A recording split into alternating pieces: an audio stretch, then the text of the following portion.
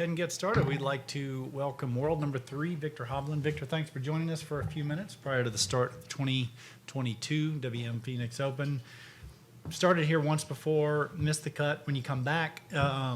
Were you able to pick up anything from 2020 when you were here last, or is it kind of a whole new learning experience? Yeah, a little bit. I was pretty green when I showed up here 2 years ago, and especially with all the people that are out here. It was certainly a process trying to get comfortable, but it feels like it's so long ago. It's kind of hard to, and I feel like I was a different player back then too, so it's kind of showing up, trying to, it almost feels like I'm playing the course for the first time again.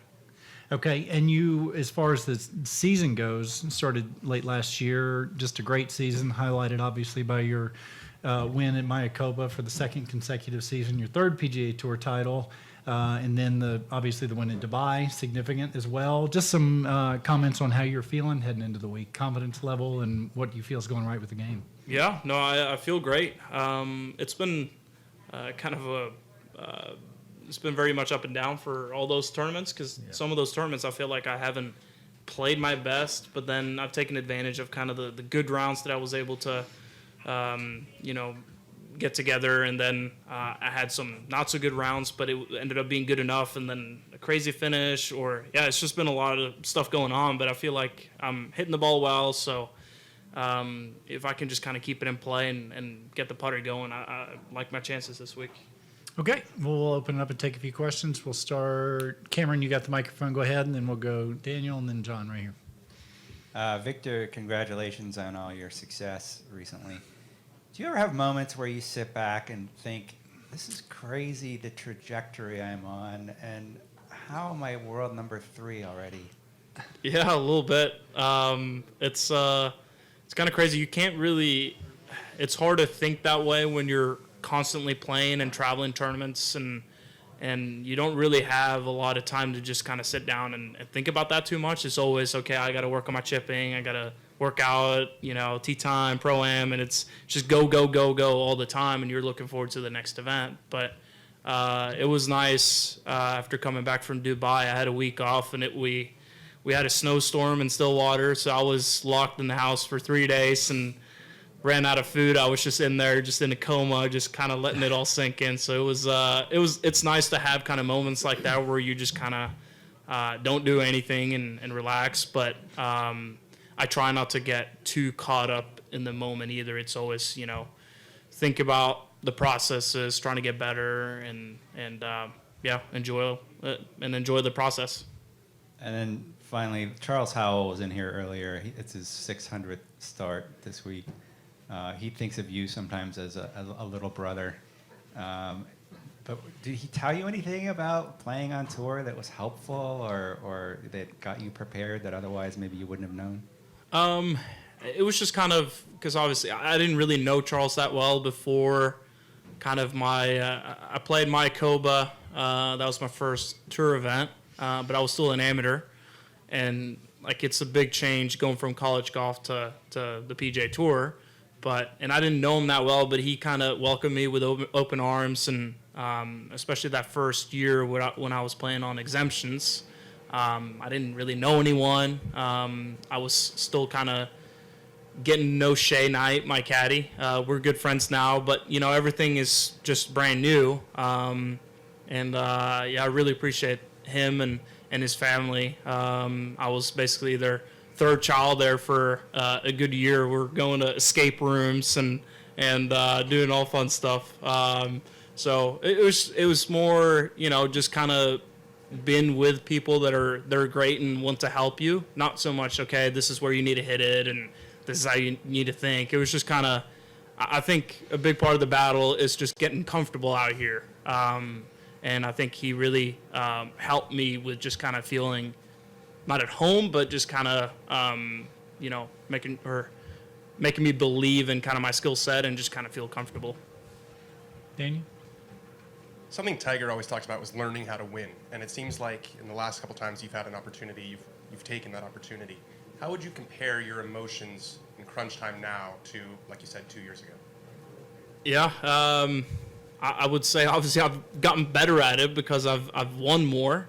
But it's a unique feeling every single time because, I mean, it's the same adrenaline, it's the same pressure that you feel.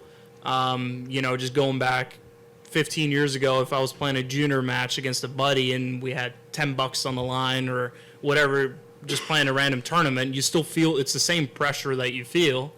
But I think just kind of the more times I've put myself in that position and I've seen myself do well under those circumstances, you kind of you get a bit more comfortable every single time, but it's still pretty stressful every single time you're in there because time slows down and it's not like you can just hit one good shot and then win or lose. It's like you have to, if you're coming down the stretch on the back nine, you have to hit good shots upon good shots upon good shots, 10, 11, 12, 13, 14. So it's pretty nerve-wracking. And on a totally separate note, it seems like, at least in the media, the only thing that people are talking about these days is the rival leagues and the money stuff. How much is that conversation happening between players? I haven't talked too much about that stuff with other players. It's been some, but I think just right now there's so much unknown, and that's kind of, you can talk about it, but then if we don't know too much either, it's hard to talk about too much. We're kind of still trying to figure this stuff out. I certainly love playing on the PGA Tour, and it's good to be back over here after a little trip over on the DP World Tour. I'm playing a bunch of PGA Tour events coming up, and we'll kind of see what happens after that. I don't really know what's going to happen, but just focusing on this event and next week and after that. Okay, we've got some Norwegians to get through, so we're going to take two more, John, and then Josh back here. Could you talk about the conditions of the course that you saw today and when Brooks and John Ron, where they talked about how firm the greens were? Yeah, it's a good test. It's it's desert golf. It's not really a lot of wind, and you would think it'd be pretty easy, but with just how the greens are so firm and fast, it's hard to get real close to the pins, and even if you hit a good shot and it rolls out to 40 feet, it's even hard just to two-putt it. So I think ball striking is going to be very important. If you can drive it well out here, you can really set up some birdie looks. But if not, you're going to be grinding all day. So I think it'll be a good test this week. Hey, Victor, everyone here talks about 16 and the party atmosphere and all that. How have you seen other tournaments, other events try to recreate something similar? And when you don't have 20,000 people yelling, when you have 5,000, 4,000, how does that affect what you do, every day?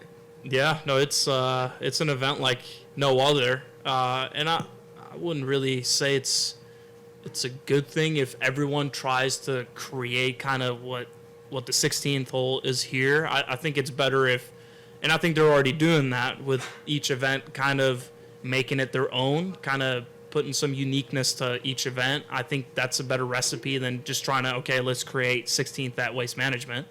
But I think it is cool. I mean, you have places like 17th at Sawgrass.